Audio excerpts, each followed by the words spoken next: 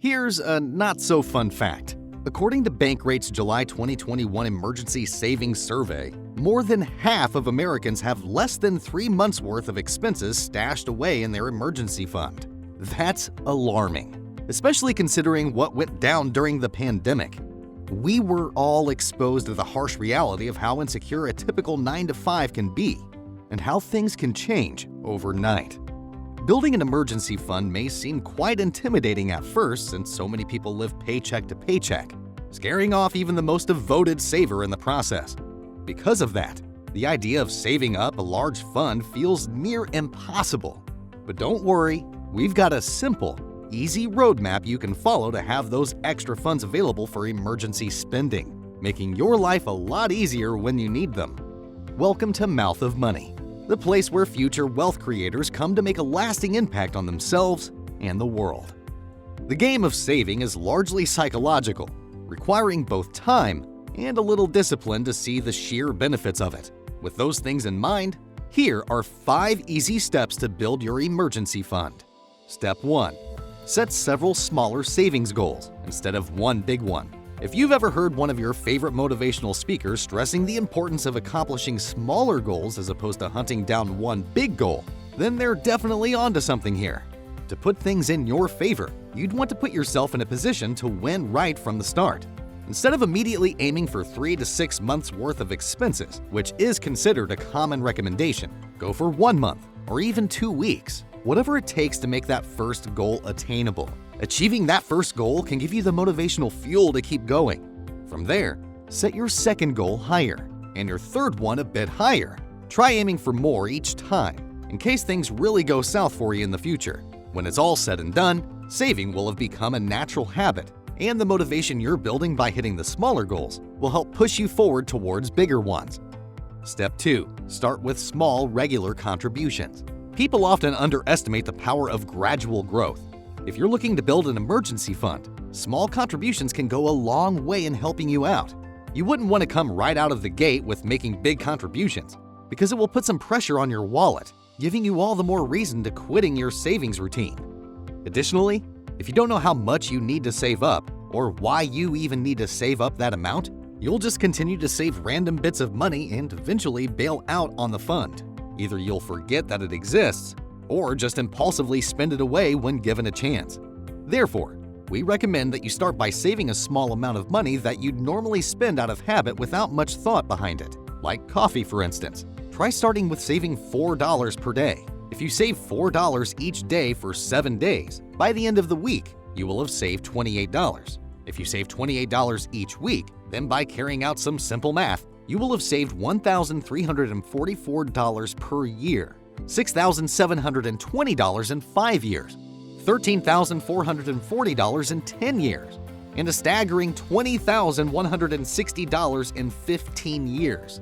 As you can see, this pattern can help you save a nice sum of money throughout the years. Don't forget that everything started by saving $4 per day. Everything starts with a plan, however small it may be. To drive it all home with a baseball analogy, try to stop focusing so much on wanting to knock the ball out of the park, and instead, get those base hits in. They'll surely add up over time, eventually equating to a home run. It's the small wins that count.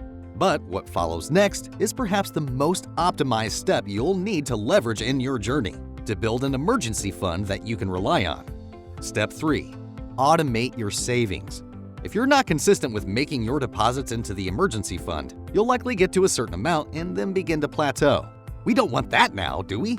But thankfully enough, we're living in the digital age, and there's an easy fix here. Almost all banks offer automated transfers between your checking and savings accounts.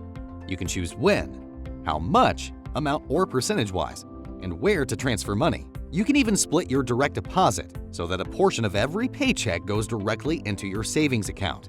This is important for a major reason. You won't be tempted to either reduce the amount that you're putting in yourself, or worse, not putting any in at all. It's all happening in the background, automated. You no longer need to move your money manually from different institutions, which can sometimes become overwhelming and time-consuming. Setting up automatic savings is the easiest and most effective way to save, and it puts extra cash out of sight and out of mind.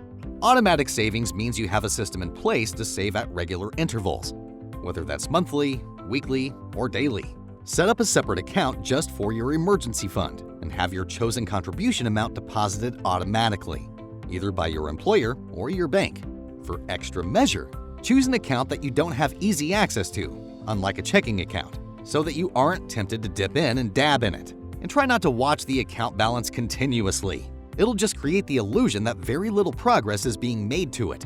As the saying goes, a watched pot never boils. Hopefully, these steps have been super clear for you so far. If you found them to be helpful, we would really appreciate a like to show your support for the channel and subscribing to get the latest tips on everything money related. Moving on to the next step. Step 4. Don't increase monthly spending. If you or someone has ever seen a toddler roaming around the house, you probably know how they can suddenly disappear if you aren't keeping a close eye on them. Well, money is like that too.